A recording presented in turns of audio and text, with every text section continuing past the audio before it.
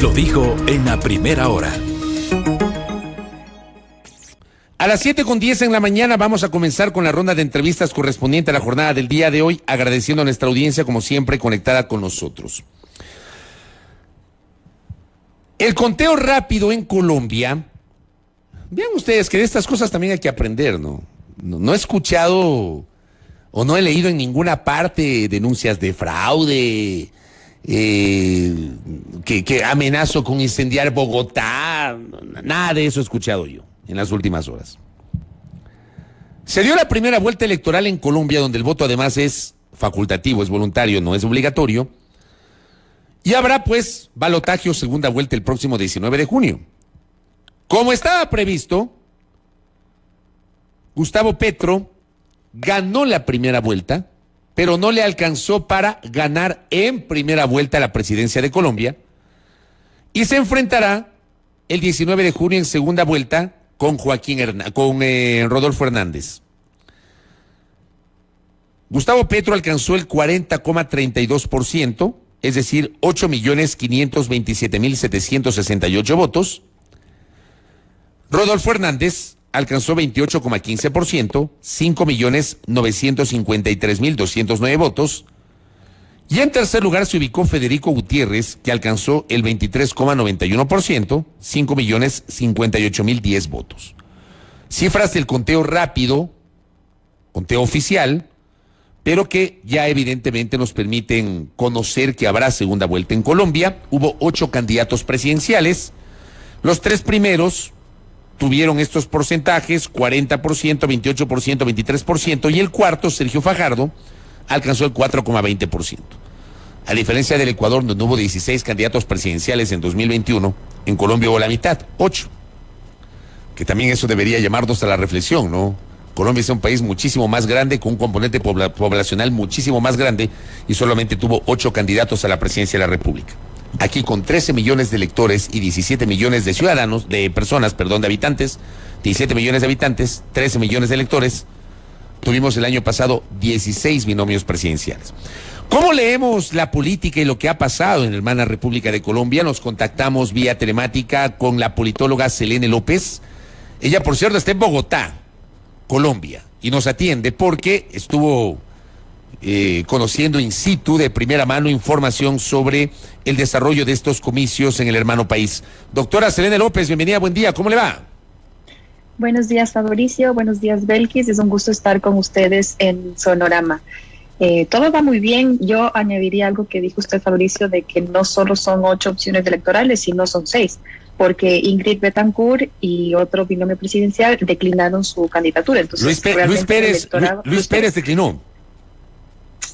Entonces, realmente el electorado colombiano eligió entre 6 opciones y no entre 8, y eso habla, digamos, muy bien eso habla de que Colombia tiene un sistema de partidos sofisticado, de que, digamos, hay instituciones que funcionan a pesar de el gobierno de turno, y eso creo que es un acierto para todas las elecciones que generalmente en Perú y en Ecuador están ensombrecidas por la posibilidad del fraude. Entonces yo resalto eso. Correcto, doctora. ¿Qué sensaciones le deja el resultado electoral? Entiendo que en el presupuesto estaba, obviamente, que Petro se ubique en el primer lugar, pero la expectativa que tenían era que gane las elecciones en primera vuelta. Eso finalmente no ocurrió. ¿Cómo valoramos el resultado de ayer, Selene? Había 2 expectativas, querido Fabricio. Primero, de que se gane en primera vuelta, y segundo, de que la segunda vuelta, en el caso de que no se gane, sea con Federico Gutiérrez, el candidato, digamos, que de alguna forma representaba la continuidad del gobierno uribista. Y creo que los resultados de ayer evidencian de que cada vez es más difícil predecir los resultados electorales ya sea en Colombia, ya sea en Chile, ya sea en Ecuador. Cada vez es más difícil entender el elector. Y creo que Rodolfo Hernández es la sorpresa electoral en Colombia actualmente. Buenos días, le saluda Belkis Sánchez. ¿Ahí me escucha? Buenos días, doctora. siguiendo en este análisis, yo sí quiero consultar un poco cómo leer este crecimiento de Gustavo Petro en cuanto a votos en esta ya tercera campaña, sobre todo cuando hay que considerar que Colombia ha sido un país tradicionalmente gobernado por la derecha. ¿Cómo entender justamente este respaldo alcanzado hasta este momento? Yo creo que hay algunas claves para entender lo que pasó ayer. Primero, yo diría el declive de los partidos y las fuerzas tradicionales, los partidos tradicionales liberal, conservador, que tienen siglos de historia política, pues ya están, digamos, están, yo diría, muertos. El ascenso de liderazgos independientes que logran captar un caudal simbólico de los votos. Los votos de Rodolfo Hernández tranquilamente son votos que podrían ser de Gustavo Petro, porque son votos indignados, son votos rurales. Si uno analiza el mapa político, son votos que deberían estar con la representación de izquierda tradicional. Otra clave que para entender las elecciones siento que es la pluralidad. Al final hay pluralidad en el Congreso. Otra clave yo diría es el vaciamiento del centro. Yo estuve en diciembre aquí en Colombia y también pude ver que tanto las encuestas decían que Sergio Fajardo, que era el representante del centro, iba a ser el contradictor de Gustavo Petro, o incluso se decía que le iba a sobrepasar y agarrar toda esta representación política y no. Y otra clave que es fundamental, no solo para Colombia, sino creo que para todos los países de la región, es este rechazo a las viejas formas de los contenidos de la política. Si hay algo que caracteriza a Hernández, a Milei, incluso en época de elecciones de Ecuador, a Herbas, a Bolsonaro y a otros, es este sentimiento antipolítica que ellos logran representar. Y en la crisis económica que han tenido nuestros países, se siembra un sentimiento antipolítico muy amplio que ha dejado a los actores políticos convencionales, digamos, muy atrás, y en ese espacio político se puede colar cualquier cosa. Ahora bien, históricamente, en las últimas décadas, se había manejado inicialmente un bipartidismo, ¿no? Conservadores liberales, había ese bipartidismo en Colombia que se rompió con el advenimiento de Álvaro Uribe. Álvaro Uribe tuvo 2 periodos consecutivos, acuérdense ustedes que hubo una reforma constitucional, ya no le dieron chance a un tercero, emerge como su delfín un candidato que se convierte en presidente, Juan Manuel Santos, que fue su ministro de Defensa, que de pronto le dio la espalda a Uribe. Luego retoma el uribismo con Iván Duque, pero hoy tenemos un momento político distinto. ¿Cómo leemos esta transición política de Colombia, del bipartidismo liberal conservador, luego al uribismo y ahora a la ausencia del uribismo dentro de los primeros puestos o dentro de este espectro electoral, Selene? Fabricio, me gustaría, digamos, retomar los datos de una encuesta de que solo el 13% se considera en Colombia uribista y el 22% anti-uribista. Eso quiere decir que más del 60% del electorado no está ideologizado y más del 60% del electorado rechaza esos términos del debate de uribista-anti-uribista.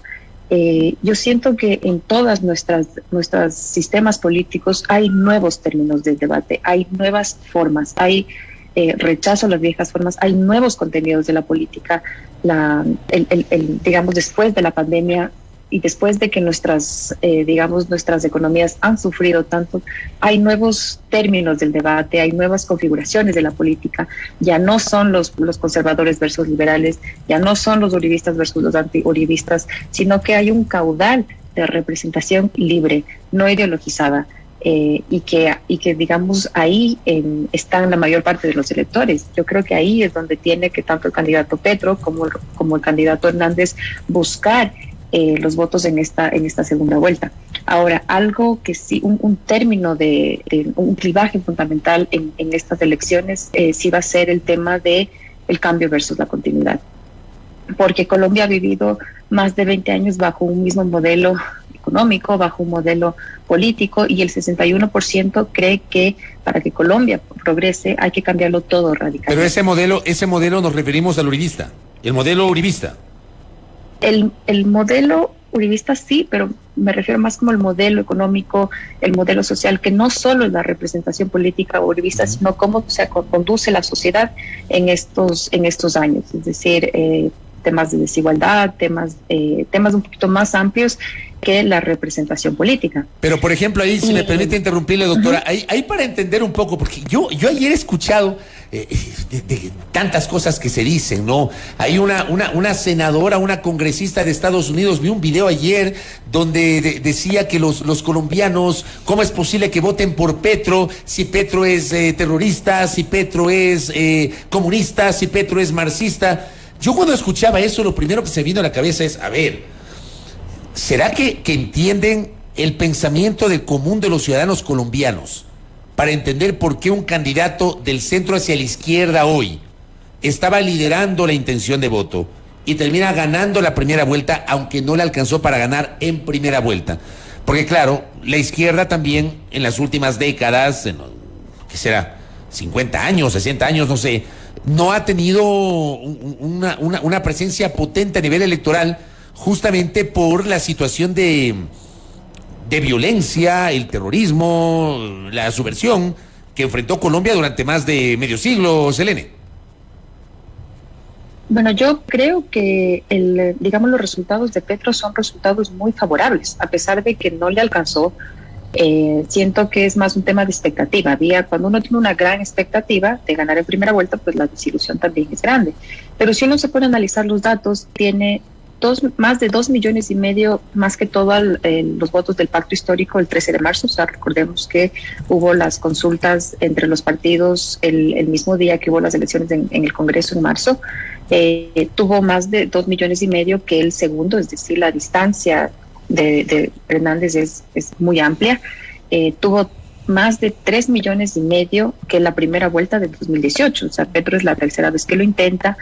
Y yo siento que este mito del ex guerrillero, del comunista, ya digamos cada vez, y por la misma campaña de Petro, va bajándose un poco, porque el Petro de ahora no es el Petro del 2010, o no es el Petro del 2018, digamos, parecido a Hugo Chávez o Pedro Castillo, donde uno puede decir radical, terrorista. No, eso ya no existe. Ahora es un Petro más estadista, alguien del estilo más Mujica o algo así, con una plataforma de gobierno plural que surge con un análisis cuidadoso, profundo de la realidad colombiana, incluyente. O sea, el pacto histórico es una coalición que incluye diversas fuerzas políticas. Entonces siento que a pesar de que no alcanzó,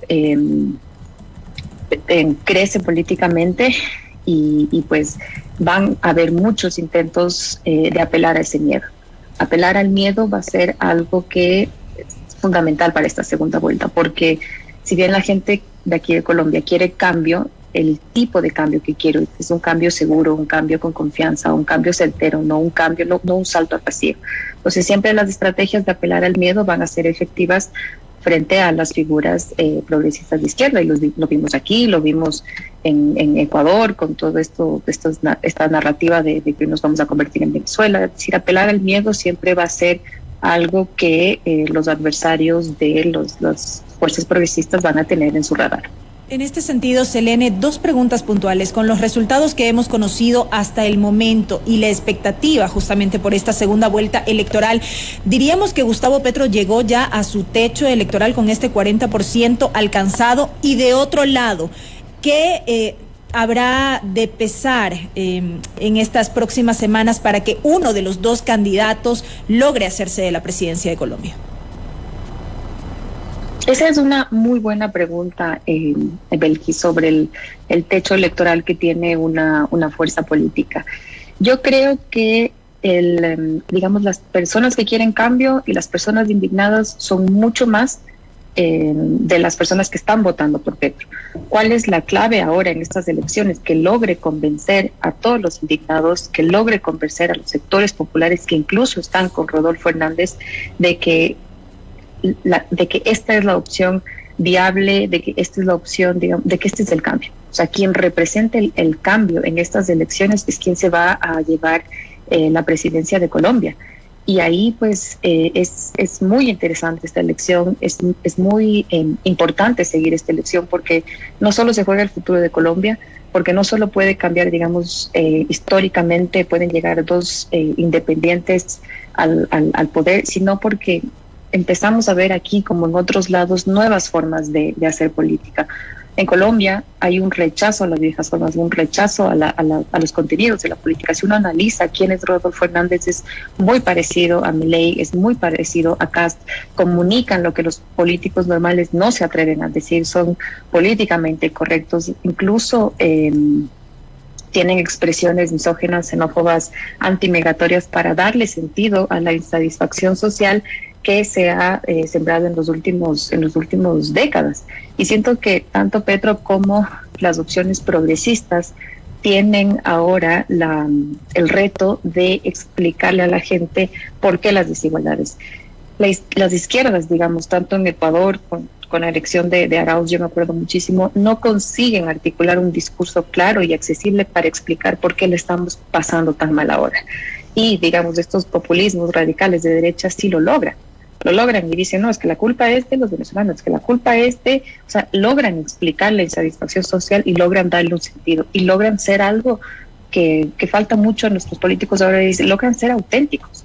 O sea, si uno analiza a Rodolfo Hernández es muy parecido a Trump, pero a la gente le gusta eso porque está cansado de los políticos acartonados, que hablan bien, que son políticamente correctos, son más auténticos a los ojos de un electorado que está, digamos, cansado de los políticos. Entonces yo siento que hay como decía en otro lado, hay un matrimonio roto entre la ciudadanía y los políticos. Y en ese matrimonio roto, estas opciones como Rodolfo Hernández, como Kast, como Milei, logran de alguna manera unir, o sea, logran articular en este matrimonio. Y ahí siento que no solo para Petro, sino para todas nuestras fuerzas políticas, para todos los políticos, está el reto de cómo arreglamos en este matrimonio tan roto, cómo nosotros realmente unimos estas dos cosas que están tan separadas ahora. Ahora yo le pregunto, ¿cómo se entiende que el señor Hernández llegue a la segunda vuelta electoral, tenga la opción de captar la presidencia de Colombia e instalarse en la Casa de Nariño, como se llama el Palacio Presidencial, cuando no hizo campaña, no hizo recorridos, no participó en los debates? Creo que se dedicó básicamente a manejar una estrategia digital y pare de contar. Selene. TikTok, ¿no? En TikTok. Y no solo, es que imagínate, Fabricio, y no solo él, sino si uno revisa las elecciones chilenas, digamos, que fueron el anterior año, quedó tercero Parisi. Parisi ni siquiera estuvo en Chile durante las elecciones. ¿Qué significa esto? Que las viejas formas de hacer política, los mítines del puerta a puerta, cada vez van perdiendo espacio en una política que va, digamos, comunicándose de otras formas. Incluso el Rodolfo Hernández no tiene un grupo de gobierno para mostrar, no tiene un equipo de trabajo como Petro, no tiene un plan de gobierno, digamos, tan articulado, pero es que la ciudadanía no elige por planes de gobierno, la ciudadanía es más simple, elige por otras cosas y por otras formas que Hernández, Parisi, Kast, Milei sí logran representar. Y yo sé que tanto en Ecuador como acá se ridiculiza un poco el uso del TikTok, pero hay nuevos lenguajes en la política, hay nuevas, digamos, formas que están ahí que son importantes de entender. Yo me acuerdo cuando salió Hervas vestido de viuda, todos sentíamos que era ridículo, pero realmente si hay algo detrás de eso es la autenticidad. O sea, son auténticos, son bufones, y la gente, como está cansada de los políticos tradicionales, pues le da menos un poco de risa. Y es que la política ahora digamos, compite con una oferta de entretenimiento que está en estas redes, y ahí estas personas logran comunicarse mucho mejor y tienen mucho éxito. Selene, rápidamente, diríamos además que el rechazo a estas viejas formas en las que usted recalca fue determinante en la alta participación en estas elecciones respecto de elecciones anteriores en Colombia.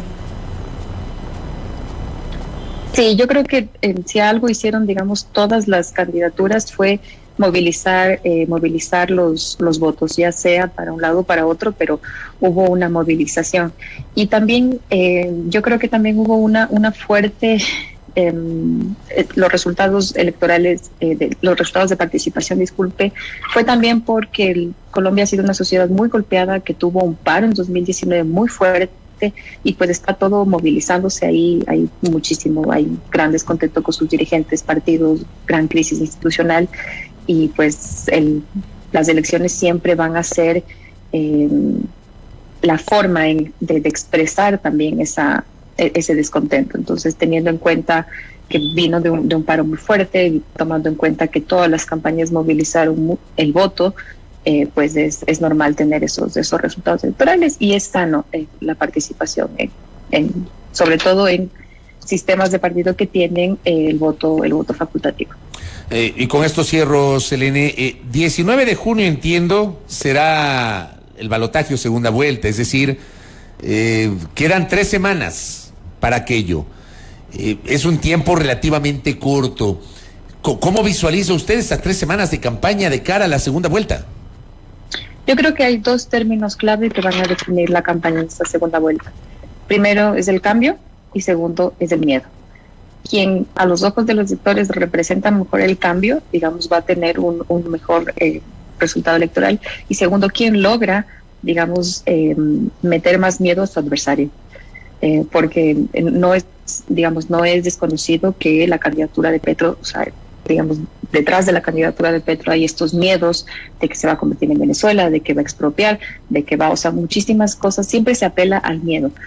Y ahora el reto de la otra candidatura es decir, o sea, si ustedes tenían miedo de mí, pues con este señor no se sabe qué va a pasar. Entonces siento que el cambio y el miedo van a ser factores fundamentales para definir quién va a ser el presidente de Colombia el 19 de junio. Correcto. Y una cosa más, el papel de los medios.